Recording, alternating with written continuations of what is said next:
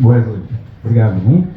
Bom, também falar da presença da Salinha Comunidade de Santa Amaro, o Fran, obrigado, Fran, por ter vindo com várias pessoas, o Coletivo Feminista, Flávia do Reuno, então várias pessoas aqui compartilhando com a gente esse dia. Bom, então para continuar nossos trabalhos, vamos convidar a Mariana Willinger, que é médica da família e comunidade, trabalhadora do SUS, militante feminista, pós-graduando em terapia familiar, do Coletivo Feminista. Bem-vinda. Bom dia a todas e todos.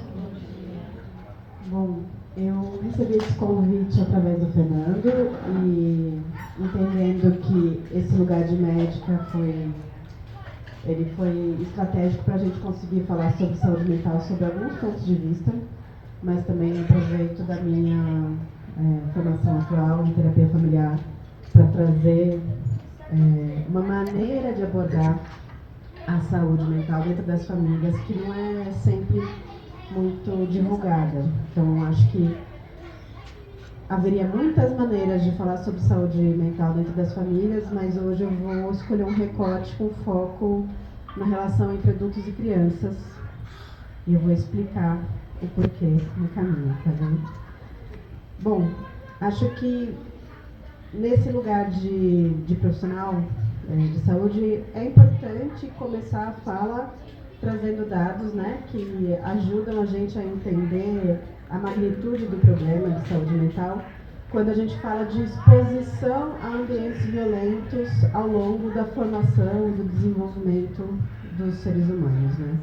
E isso é muito bem estudado, é estudado internacionalmente e a gente tem também bastante dado nacional a respeito de como aumenta a incidência de transtorno de saúde mental em qualquer ambiente que viva mais vulnerabilidade e também viva mais violências de vários tipos, né? A violência ela não é especificamente só física, por exemplo, com agressões, ou só sexual, né? São as violências que a gente mais vê divulgadas quando a gente está em meios de comunicação falando sobre casos específicos, mas existe muita violência verbal, existe violência psicológica, existe violência material, né? Que é quando as pessoas não têm acesso a recursos suficientes para o seu bem-estar. Então, as vulnerabilidades elas são muito variáveis e às vezes elas se cruzam também, né? Isoladamente, né, um tipo de violência ou em forma cruzada, né, a composição de vários tipos de violência, essas violências elas vão influir em maior incidência de depressão, ansiedade, uso nocivo de substâncias, seja álcool ou outras drogas, em menos capacidade da pessoa de ter um pragmatismo, né, na busca dos seus desejos e às vezes até uma dificuldade de determinação de quais são esses desejos de vida, né? Dessa maneira, o que eu escolhi trazer hoje é que a gente pode estar submetido a diversas vulnerabilidades por causa do nosso contexto. E isso já é complexo o suficiente para a gente precisar se organizar enquanto sociedade para diminuir desigualdades, né? Então, diminuição de desigualdade é um dos caminhos mais importantes para a gente fazer uma busca por uma melhora da saúde mental da nossa população.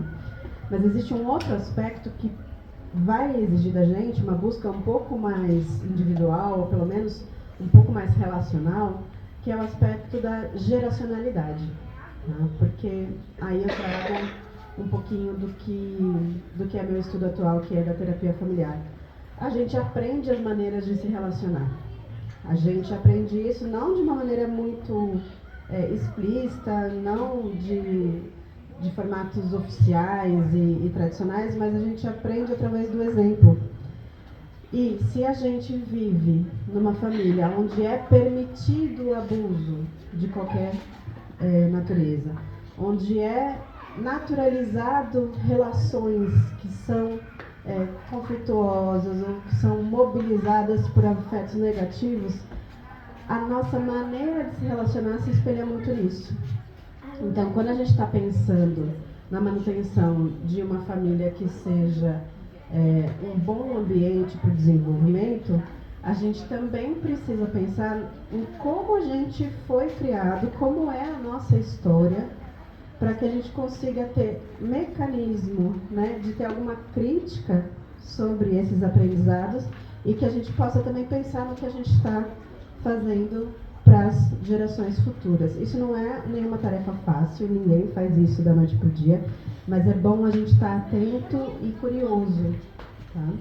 Porque não só as nossas famílias, mas toda a nossa sociedade foram muito formatadas em maneiras de gerar controle sobre as pessoas. Isso vem de uma tradição da psicologia, da medicina e da pedagogia que foram muito influenciadas por modos de se fazer que são europeus do século XIX e XX. E esses modos de fazer, que se diziam científicos, eles eram muito baseados em um projeto político. Esse projeto político é de controle sobre a população e formação de soldados. Basicamente, pessoas muito submissas e sem capacidade de fazer crítica, questionamento. Então, a pedagogia abraçou isso num certo momento histórico e hoje já mostra vários afastamentos desse tipo de tendência de geração de controle sobre as crianças. Mas a medicina, por exemplo, está começando a engatinhar para ver seus erros do passado. Vou trazer um exemplo muito clássico, talvez várias pessoas tenham escutado isso quando tiveram filhos, de deixar a criança chorar para não acostumar a ser sempre atendida. Isso é uma coisa que se ouviu muito durante as consultas, né, desde a década de 50 até atualmente, e isso é uma grande violência com o ser humano que é vulnerável e dependente, né? E a gente pode coletar diversos outros exemplos, eu peguei só um que é muito típico, de como a medicina faz com que os pais se afastem efetivamente de seus filhos ou qualquer cuidador e coloquem sobre as crianças uma expectativa de maturidade que é completamente incompatível com a idade cronológica delas, né? E como a gente precisa agora estar muito atento para conseguir fazer uma mudança cultural que vá questionar, sim, essa ciência, né, que é tão enrijecida, tão enraizada, que vem do século XIX e XX, porque a gente já sabe que essa ciência vem carregada de um desejo político que não é compatível com o desejo de quem está aqui hoje, com o desejo de quem quer ver crianças saudáveis e fortes que conseguem se autodeterminar, que conseguem buscar os próprios desejos e que conseguem, sim, questionar a autoridade, né? Então, essa era a trajetória que eu queria trazer, juntando alguns pontos, né?